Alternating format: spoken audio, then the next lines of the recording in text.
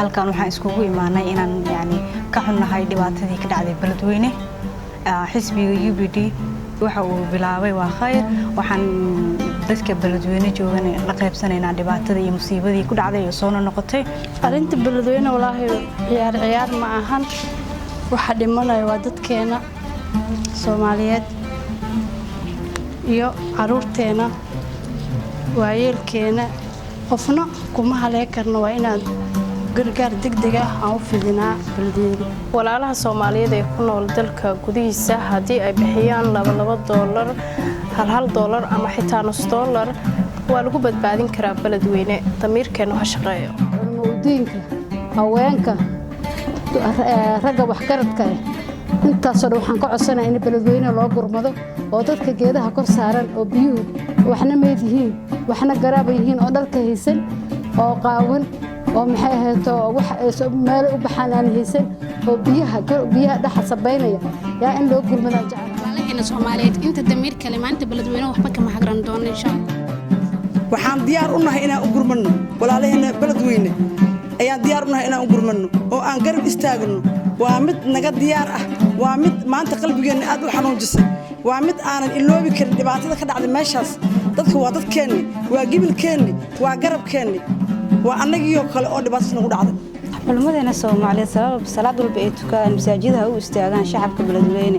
waxay u baahan yihiin tawreer wax walba ay rawaan daawo ay u baahan yihiin dhar ma haystaan cuno aanu istaagno Beledweyne uga damqaday walaalaheena reer Hiiraan dhibka haysta waa walaalo Soomaaliyeed dhamaanteen waan ka wada damqanaynaa waxaan leeyahay qof walba iyo kalankiisa wuxuu haysaa cad sanaga waxa iga go'an inaan dharkeyga kala bar waxaan isleeyahay alla ilaahay waad ku labsanaysaa waad ugu jeceshahay inaan boorso ku soo guro aan walaalahay dadka qaawan hala siiyo meeshaan waxaan isugu nimid in aan u gurmano musiibada ku dhacday reer Beledweyne waxaan rabnaa inaan u gurmano haddii aan nahay haweenka xisbiga UPD inta banaanka taagan ee dhaxanta taagan ee qabowga taaganna in aan u gurmano on hiil iyo hoo aan u garab taagnaano haddaan haweenka Soomaaliyeed gaar ahaan xisbiga UPD annaga maxaan rabnaa kaalintanada aan ku leenahay maxaan qaadan karnaa waxaan rabnaa gabdhaxna inaan istaagno marka ka xisbi aan inaan u istaagno oo aan raasano gabadha dirac xeeri karto gabadha lacag aruurin karto gabadha u istaagi karto waa dareemi kartaan qof isoo gurigiisa jooga intay daad ka soo galay biyo ka soo galay mataqaan daaqada ama iridka ka soo galay oo dharkii uu qaaday maacuuntii qaaday sariirtii qaaday oo isagoo gacan maran meel cid soo istaagay mana wax walba ayuu u baahan yahay ummadda Soomaaliyeed dhibaato fara badan ay soo martay runtii laakiin markii xaaladahan oo kala dhacaan si aad ay isku tacaawuni jireen ay isku gargaari jireen marka nidaamka dawliga ahay isbuucan wixii laga filayay ma uusan sameeynin ilaa hadda waxaan u jeednaa waxa waa shirar iyo in social media laga wada hadlay iyo waxyaabo noocaas ah marka waxaa la rabaa shacabka Soomaaliyeed inay u istaagaan arintaas oo aan lagu tashanin nidaam dawliya oo si degdeg ah hadda wax uga qaban kara meeshan uma jeedno waxaan rabnaa in arintaas loo istaago idinka waxaa tihiin shacabka Soomaaliyeed gaar ahaan waxaa tihiin xubniga xisbiga UPD gaar ahaan garabka haweenka waxaa la rabaa arintaas inaad muujisaan oo u istaagtaan masiibada ka dhacday gobolka Hiiraan gaar ahaan magaalada Beledweyne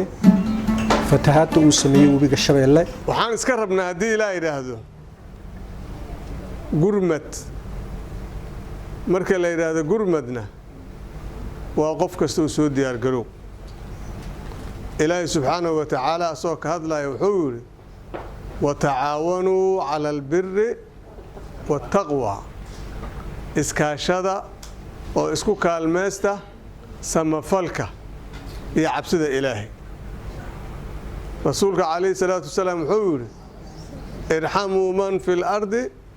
يرحمكم من في السماء هداد سنة حريستين كوين دولك جوغو السنة حريسته إلهي جنوا إنسان حريسنا يا هدان السنة حريسة وينوان نقول تجابنا وانا لفيرنا يا قف كست أنت اللي أكتها جرجار كيس هي أنت اللي أكتها دنقشديسة هي إلهي كأبال مرينا يا